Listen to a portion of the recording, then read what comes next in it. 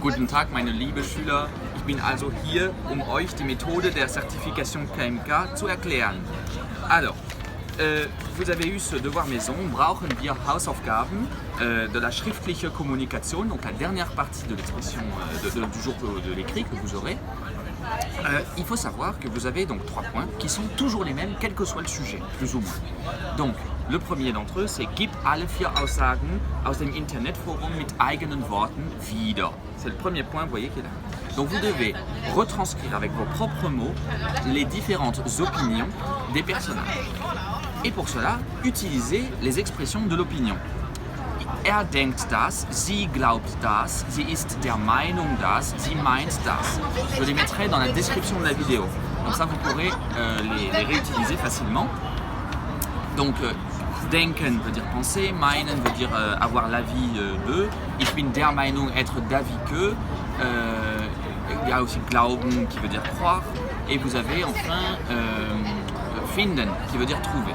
Donc, er findet das aussi. Il est bon aussi de mettre un petit peu de connecteur dans tout cela, donc n'hésitez pas à utiliser zuerst, dann, endlich ou schließlich plutôt, donc d'abord, ensuite, enfin. Vous pouvez aussi utiliser cependant, jedoch, dennoch, etc. Et vous pouvez utiliser c'est pourquoi, il pense ceci, deswegen ou bien deshalb, d'accord? Donc n'hésitez pas à utiliser ces connecteurs qui montreront au jury que vous avez une batterie d'expression qui est suffisamment forte pour que vous puissiez vraiment avoir une aisance qui s'approche du niveau B1 visé par la certification. Deuxième point, vous devez répondre à une question qui correspond à une expérience que vous avez réellement vécue. J'insiste sur le fait que ce soit réellement vécu.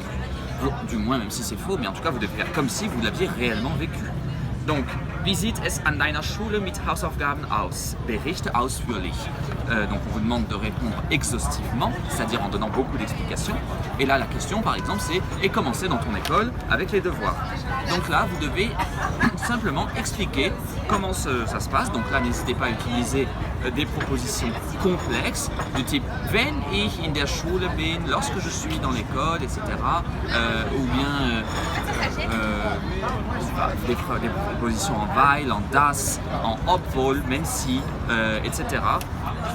Vous pouvez les utiliser et alors là, ça vous fera monter en points.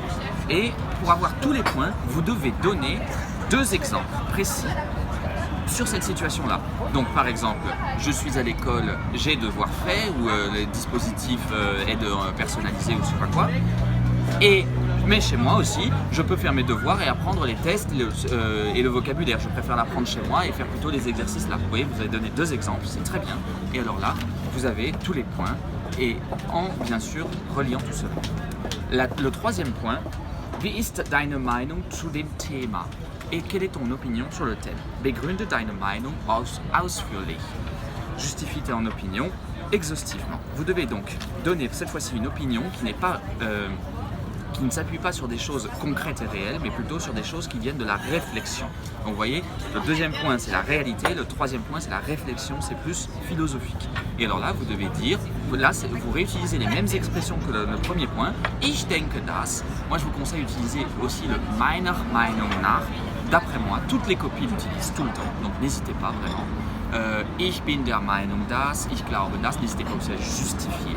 Weil, et il faudra 2 arguments pour avoir tous les points. Weil, aus diesem Grund, pour cette raison, denn, car, ou bien vous pouvez mettre tout simplement des deshalb, des deswegen, c'est pourquoi, die Gründe, weshalb, les raisons pour lesquelles vous pouvez les utiliser. Voilà. Pas besoin de conclusion, n'hésitez pas à écrire lisiblement et surtout, soyez vraiment rigoureux sur la langue. Ça, le jury y prêtera une grande attention. Montrez que vous avez envie de faire cette épreuve. Voilà. J'espère que cette vidéo vous aidera et je vous souhaite un bon travail.